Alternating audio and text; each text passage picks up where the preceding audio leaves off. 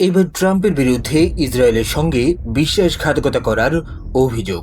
ইসরায়েলের রাজনীতিতে নতুন বিতর্কের ঝড় তুলেছে মার্কিন প্রেসিডেন্ট ডোনাল্ড ট্রাম্পকে ঘিরে প্রকাশিত একটি নিবন্ধ।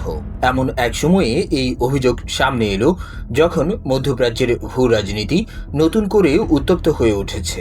ইসরায়েলের প্রভাবশালী সংবাদপত্র ইসরায়েল হায়োম এ প্রকাশিত এক মতামতধর্মী নিবন্ধে বিশ্লেষক ড্যানি জ্যাকেন সরাসরি ট্রাম্পের বিরুদ্ধে ইসরায়েলের সঙ্গে বিশ্বাসঘাতকতার অভিযোগ তুলেছেন।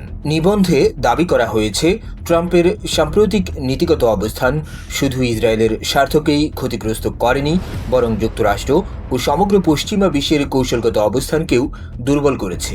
লেখকের ভাষায়, ট্রাম্প এমন এক সুযোগ পেয়েছিলেন যা তাকে ইতিহাসের অন্যতম শ্রেষ্ঠ মার্কিন প্রেসিডেন্টে পরিণত করতে পারত, কিন্তু শেষ পর্যন্ত তিনি সেই সুযোগ হারিয়েছেন। সবচেয়ে আলোচিত অংশে জাকেন সরাসরি ট্রাম্পকে উদ্দেশ্য করে লেখেন, আপনি আমাদের অর্থাৎ ইসরায়েলিদের সঙ্গে বিশ্বাসঘাতকতা করেছেন। এই মন্তব্য ইতোমধ্যেই রাজনৈতিক মহলে ব্যাপক আলোচনার জন্ম দিয়েছে, কারণ দীর্ঘদিন ধরেই ট্রাম্পকে ইসরায়েলপন্থী মার্কিন প্রেসিডেন্টদের অন্যতম হিসেবে দেখা হতো। কিন্তু এখন প্রশ্ন উঠছে, সম্প্রতি তার নেওয়া সিদ্ধান্তগুলো কি সত্যিই ইসরায়েলের প্রত্যাশার সঙ্গে সাংঘর্ষিক নাকি তাদের অনুকূলে? মধ্যপ্রাচ্যের চলমান সংকটের প্রেক্ষাপটে এই বিতর্ক আগামী দিনগুলোতে আরও বড় রাজনৈতিক আলোচনার বিষয় হয়ে উঠতে পারে।